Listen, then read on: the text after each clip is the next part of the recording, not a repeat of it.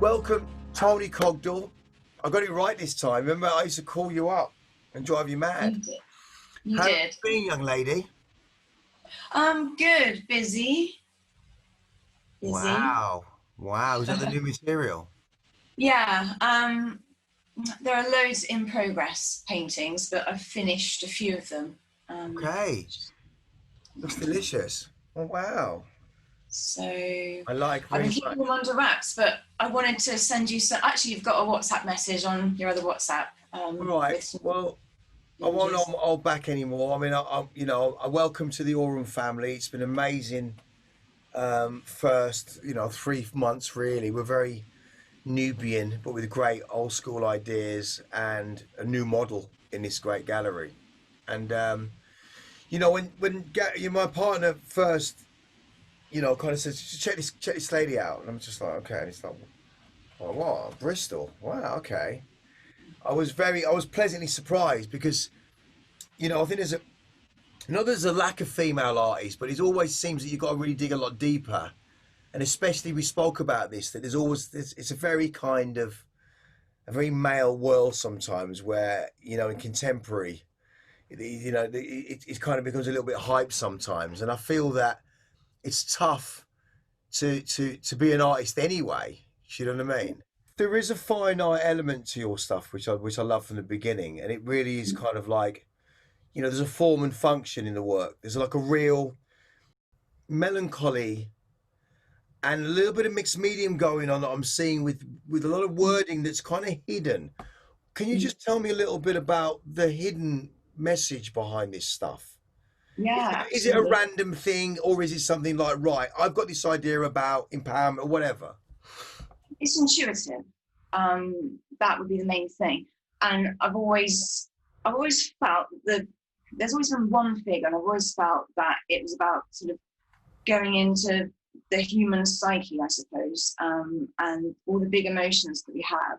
And kind of really delving into our inner worlds as well as our outer worlds, and it's about the connection between this inside and our surroundings, nature, other people, um, and so that kind of the transparency thing, that the multiple layers, that's kind of it's chaos basically. I kind of want everything. It's the chaos that we Hmm. are, that our life is, everything happening at the same time, cycles of time and nature, just that whole chaos, kind of making some sort of connection with parts of that. So there's like a pattern behind, our huge human emotions and everything that's going on.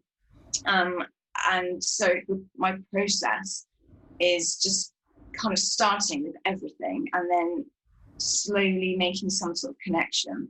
So the parts that resonate with each other kind of exist at the end. So it's really hard to explain because it's sort of like it's kind of so big unless I work on about 10 paintings at once. Because if I was just to work on one painting, I'd completely flood it with all of this stuff. And I need space and time. But everything's intuitive. I don't ever think this is what I'm going to do. I think we go on cycles. I mean, we do in everything in our life, in just, in nature, it's very natural. Yeah, I mean, hence the circles. They're all over the work, and that's part of it, kind of one, cycles, Enzo, the whole thing. And with art, it's really strange. I'll look back at old pieces or old sketchbooks, and I'm like, oh God, I've just kind of explained what I'm doing now, or like there was the idea for it then, or you just kind of go back to something that you worked on a few years ago, and you're like, oh, yeah, that is what I'm about. And you just have to go in these cycles of maybe trying things out or just learning more and becoming more wise, maybe. The idea of what you're saying about going in circles with the work and, revisiting stuff that we've done, our hope in when we know that we mean, we mean what we say, the idea of there are some amazing artists that we can develop within our own structure, which we have. And we have the big names. And I love the idea of having you next to Crash or Bio, people that are known within the world. And it's great because I think the idea of next year, this year being pretty much a write-off, it's weird that we've been doing so well on really high end, and also the idea that online and stuff, which is kind of how galleries work, but we kind of don't want to be like just the rest of galleries. So thus why we have a body of your work, because I don't think you can really judge someone like yourself with this movement that you have going through your paintings. I think, you know, having an evening with you next year is definitely on our agenda to do that. And of course, for us, it would have been probably, you know, getting you out here at some point next year. And we'll see. We don't know. It's pretty difficult. No one knows. But just having you on board, Toni, has been amazing. And I think, I mean, I called you. When did I call you? When did we first start speaking? Oh, April, May? April, May. This year is just a blur. I can't believe it's Mad September. guy just called you up. Yeah. Hello. When you're up. Doing impressions usually. Is he really? I can't remember. I don't remember one day from the next. It was a whirlwind, that's for sure. Because I mean, it's not been a normal year for anybody. And at the beginning of lockdown and COVID, you know, I just went into almost a kind of secure, happy little bubble. It was quite strange. It was like I'd sensed it coming. In a weird way, I was really anxious and didn't know why. And then when it all kind of started going on with the world, obviously there's that initial worry. And then there was, okay, so this is what we've got to do. We've got to just, you know, keep safe and keep into our little bubble. And I'm pretty much at home anyway, so it wasn't a very difficult thing to do. But it kind of felt like the noise, just, you know, everyone was in the same space, which is kind of, that felt different to me. And that's a big thing in my work, is kind of where we all are and how we connect and how we intersect and how we kind of pass each other in life. And it was really odd because it felt like we were all in that same kind of space. And I felt kind of reassured by that. And I had a few weeks where I made work that I just, you know, everything just, all the shields came down. I just did some painting to the body of work. And then literally a couple of weeks after you called me up and this, you know, the Aurum things kind of started going on. It kind of felt like I needed to let my shields drop, make this work. And then, you know, the world kind of started gearing up again. Timing, you know, I just don't know. It's just one of those things. I can believe in that stuff. And now it's kind of a weird place. I'm looking around and I can see people at their best and at their worst. The subject characters within your paintings, who are they? Me, you, everyone. Physically, technically, they're people that I know. So I'll photograph people and, you know, I use them. They're so trusting, actually, because I just use them as a reference point, like a structure for the painting. Right. But they know it's not meant to necessarily look just like them. So would you use two images from someone, for example? Would you use, you know, an image of your friend's face from here and something from here from someone else? Or is it just that picture is that person for structure alone? A bit of both, really. I mean, there's always that central focus on that one figure.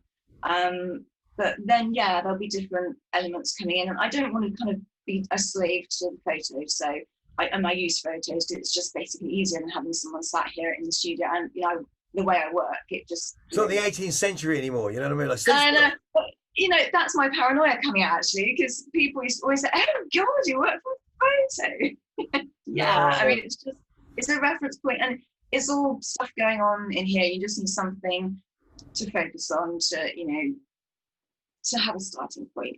As the figure gets kind of fleshed out on the canvas, it becomes a bit of everyone, really. So yeah, there might be other faces going in and other elements going in.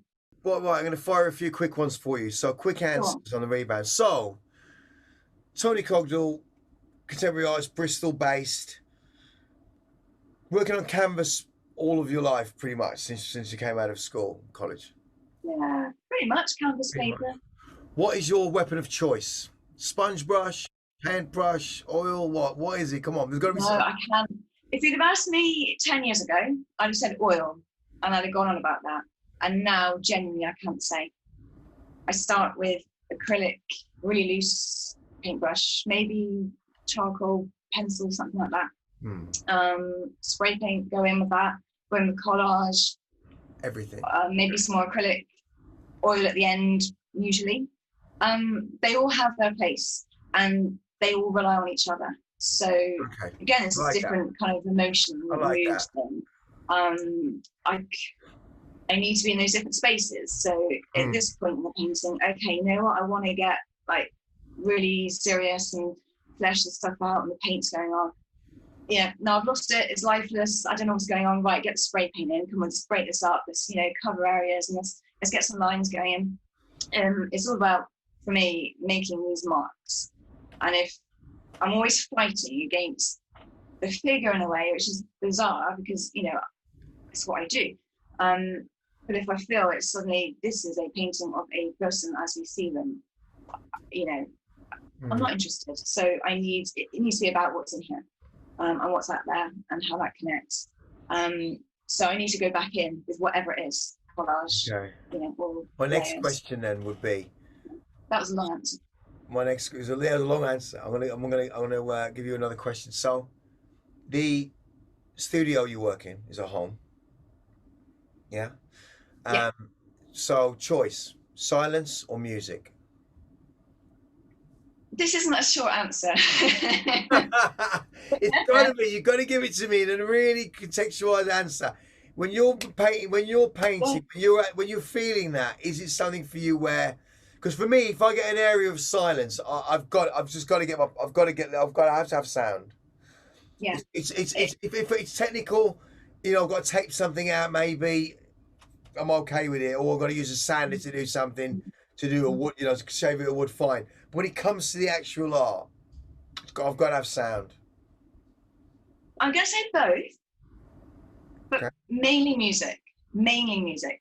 If it's not music, it will need to be because I'm listening to the rain or the birds, literally. Can I talk about music here?